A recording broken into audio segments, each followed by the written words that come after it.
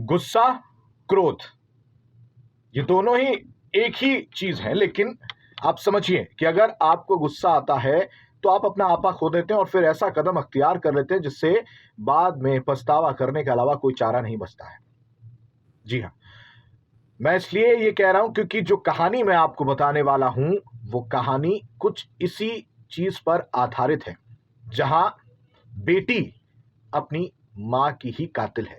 जी हाँ, एक नाबालिग बेटी को इतना गुस्सा आ जाता है कि वो अपना आपा खो देती है और अपनी मां को ही मौत के घाट उतार देती है। बात नोएडा की है, जहां नोएडा के सेक्टर 77 में एक सोसाइटी में एक महिला की लाश मिली तो सनसनी फैल गई। लोग अफरा तफरी मची हुई थी। लोग कमरे में जाकर देखते हैं तो हक्का बक्का रह जाते क्योंकि तस्वीर बहुत ही भयावह थी। खून से लथपथ एक महिला जमीन पर पड़ी हुई थी और बेटी जो रोती बिलखती हुई नजर आ रही थी।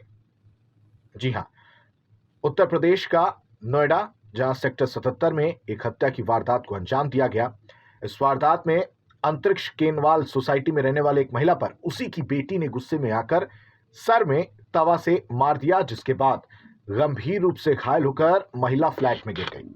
घायल महिला को बाद में इलाज के पास के हॉस्पिटल में भर्ती कराया गया, जहां पर डॉक्टर ने महिला को मृत घोषित कर दिया है। अनुराधा एच ब्लॉक 14वीं मंजिल पर अपनी बेटी के साथ रहती थी। अनुराधा मूल रूप से शाहदरा की रहने वाली थी। अनुराधा की शादी 16 साल पहले हुई थी और शादी के 5 साल बाद ही अनुराधा अलग रहने लगी थी। इस बीच अनुराधा को एक बेटी हुई जिसकी उम्र 14 साल हो चुकी थी कि आए दिन मां बेटी में झगड़ा होने लगा। मां बेटी एक दूसरे को पसंद नहीं करने लगे, जिसके बाद जो आरोप बेटी के द्वारा लगाया जा रहा वो ये कि मां उससे आए दिन बदतमीजी करती थी, गाली गलौज देती थी, जिससे वो आजीज आ चुकी थी। इस बात से वो बहुत परेशान हो गई थी और कुछ ऐसा ही उस दिन भी हुआ जिस दिन उस नाबालिग बेटी ने अपना आपा खोया और अपनी मां को मौत के घाट उतार दिया। हालांकि इसके बाद पछतावा जरूर हो रहा है बेटी को, लेकिन गुस्से में की गई हरकत अब कोई मौका नहीं दे रही है। पुलिस की माने तो रणजय सिंह ने बताया, जो कि एडिशनल डीसीपी हैं, मृतका अनुराधा अपनी बेटी के साथ फ्लैट में रहती थी और अधिकतर दोनों में विवाद होता रहता था, गाली गलौज करती थी और इस बर्ताव से आहत होकर नाबालिग बेटी ने यह कदम अख्तियार किया है। जब उसे अस्पताल में भर्ती कराया गया तो डॉक्टर ने मृत घोषित कर दिया। सेक्टर 77 में एक सोसाइटी है, वहाँ से एक महिला को घायलावस्था में नज़दीक के हॉस्पिटल में ले जाया गया था, जहाँ पे उनको मृत घोषित किया गया।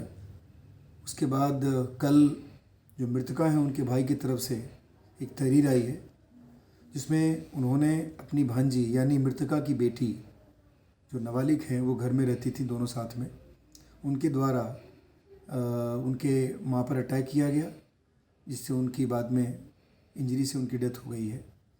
उसमें जो इंजरीज़ हैं उसके चलते उनकी डेथ होना पोस्टमार्टम में रिपोर्ट में आया है। हम लोगों ने उसमें नामजद मुकदमा है, जो उनकी बेटी है उनको हम लोग जेल भेज रहे हैं और अन्य वैधानिक कार्रवाई की जा रही है। साक्ष्यों के आधार पर इसका निस्तारण किया जाएगा। सर, वजह पता लग पाई किस वजह से हमला किया? हम लोगों ने पूछताछ की थी, बेटी से पूछताछ की थी, तो उसने ये बताया कि वो माँ उनको एब्यूज़ करती थी और उनको अपने माँ के बिहेवियर पर भी शक था। तो इन दोनों चीज़ों से उन्होंने उनके ऊपर अटैक कर दिया, जिससे उनकी डेथ हुई है। दोस्तों, तो इससे सीख यही मिलती है कि क्रोध, गुस्से को पालना सीखें ताकि इस तरह का कदम अख्तियार ना करना पड़े। रही बात माँ बेटी के रिश्ते की, तो बहुत पवित्र रिश्ता है। कोशिश ये होनी चाहिए कि माँ अपनी बेटी से बात करे, एक दोस्त होते हुए बात करे, ताकि इस तरह का कदम एक बेटी के द्वारा ना उठाया जा सके। कुछ और अपडेट लेकर होऊंगा फिर से आपके बीच हाजिर। अभी दीजिए इजाजत। नमस्कार।